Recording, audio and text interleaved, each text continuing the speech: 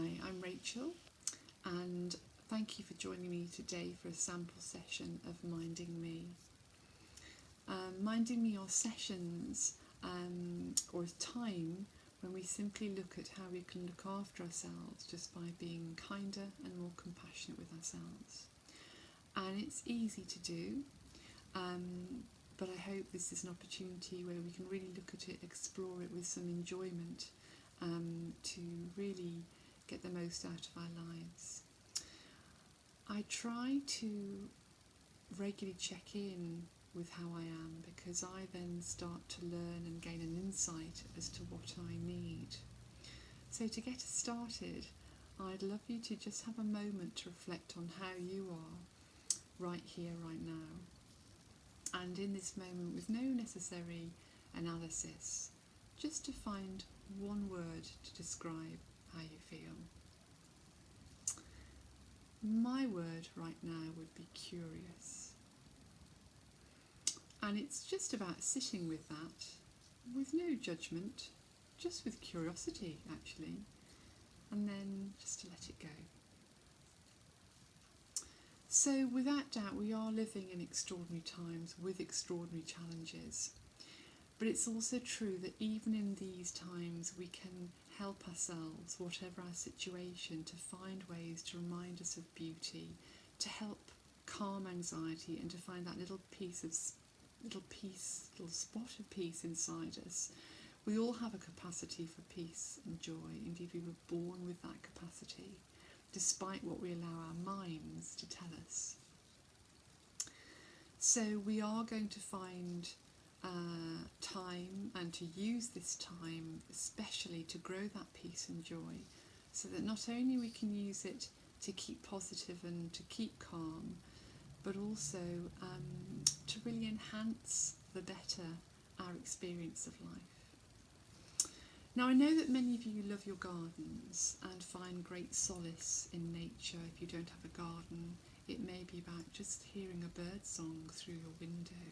It may be sitting on a bench in the forest.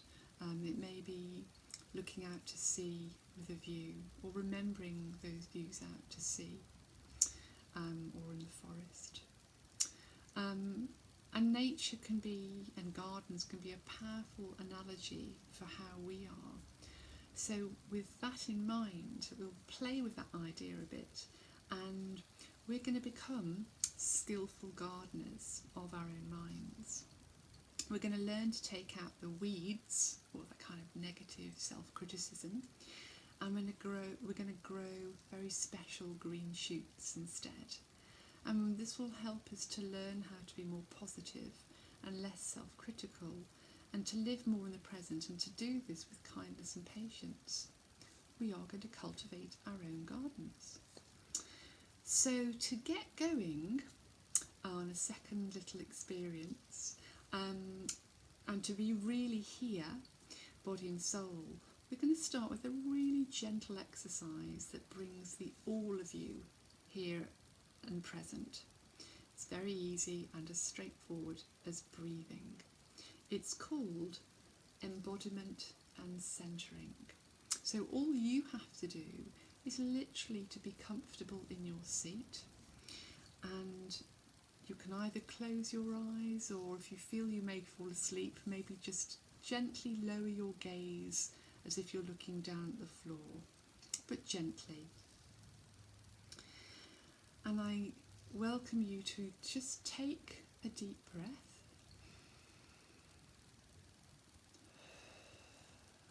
So that you're not just taking the shallow breath, but right down so you can almost feel your belly rise and fall. Taking a few minutes to be quiet.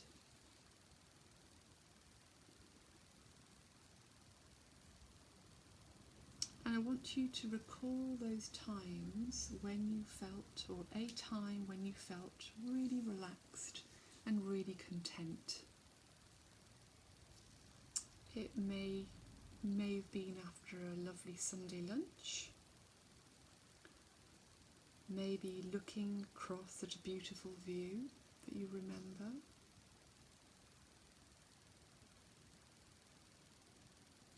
maybe just after reading a chapter in a favourite book or looking at some lovely photos, just sitting relaxed and content, sinking into yourself and calm.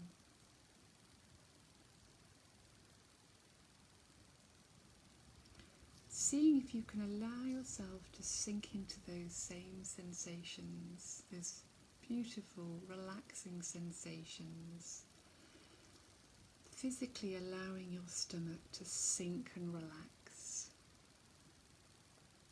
lowering your chin very slightly, noticing the sensations on the soles of your feet, noticing the sensations of the clothes on your skin,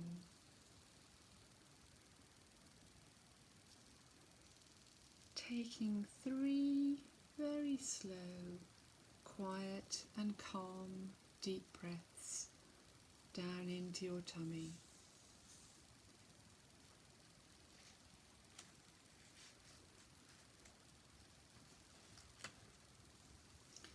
Allowing yourself to sink down into yourself as if you were sinking into a good rest. Explore sensing that you are connected with the earth beneath your feet. Gravity gently pulling you down and your energy sinking down into the centre of the earth. You feel comfortable and chilled, watching that lovely scene in front of you, that favourite view.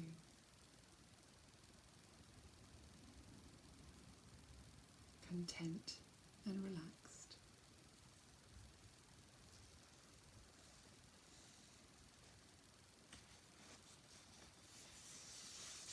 And when you're ready, do come back to us.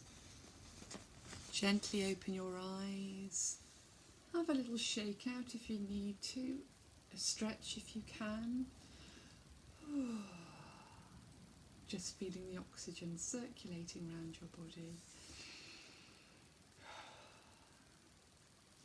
Hope you weren't so comfortable that you nodded off, but if you did, that's fine. It may have been what your body requested you to do.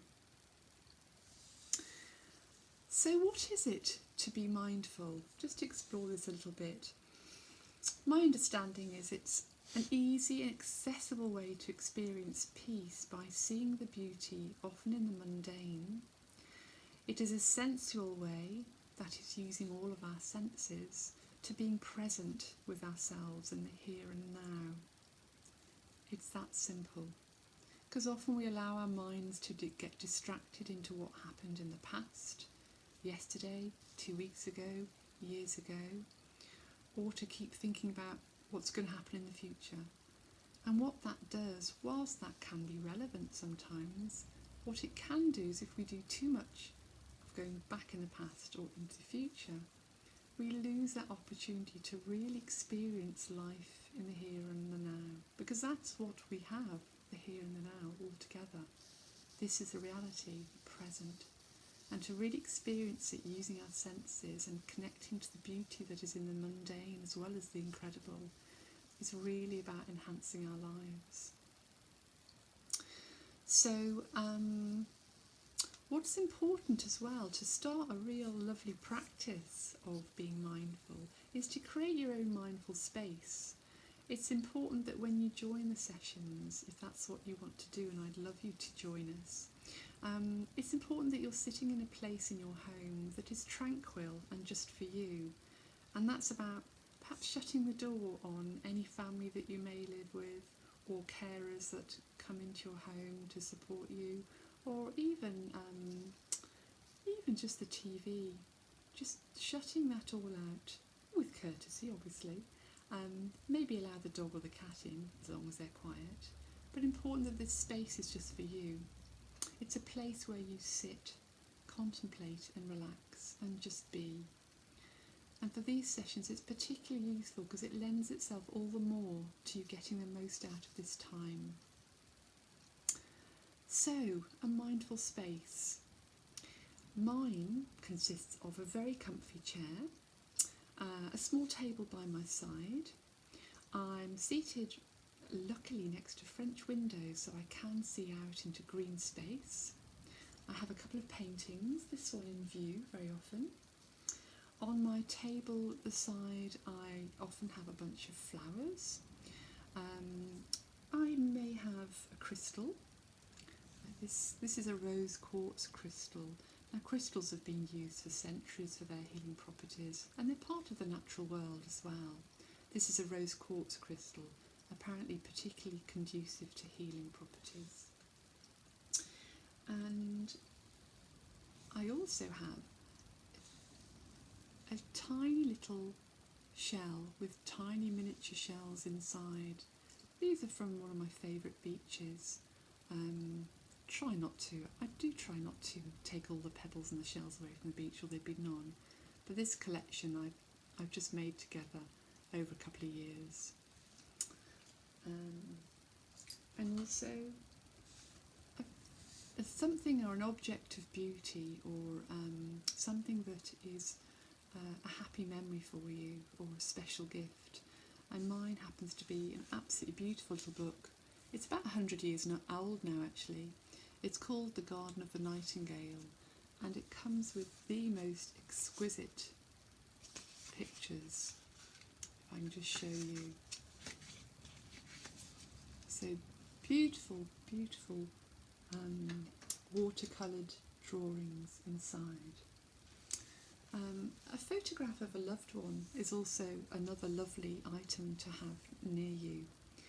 The importance of all of this is to have items of the natural world, items of beauty. It helps to create a gentle feast for your senses and it can help you feel more connected, more peaceful, to make you feel alive, give you comfort, and it's a lovely way to start and continue your journey of well-being and mindfulness. And each week I use music, literature, art, nature, really hoping to indulge all our senses to nourish you and to nourish ourselves. And if you are willing along the way, I really welcome your own experiences of well-being and what works for you. And after all, we can share this for our community benefit.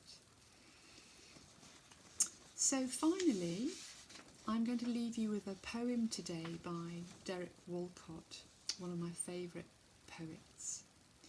And it's called Love After Love.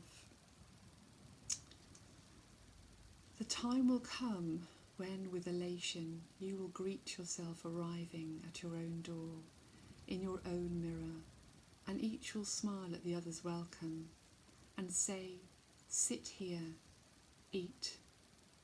You will love again the stranger who was yourself. Give wine, give bread, give back your heart to itself, to the stranger who has loved you all your life, whom you ignored for another, who knows you by heart. Take down the love letters from the bookshelf, the photographs, the desperate notes. Peel your own image from the mirror. Sit, feast on your life. Thank you, and I look forward to sharing more Minding Me sessions with you.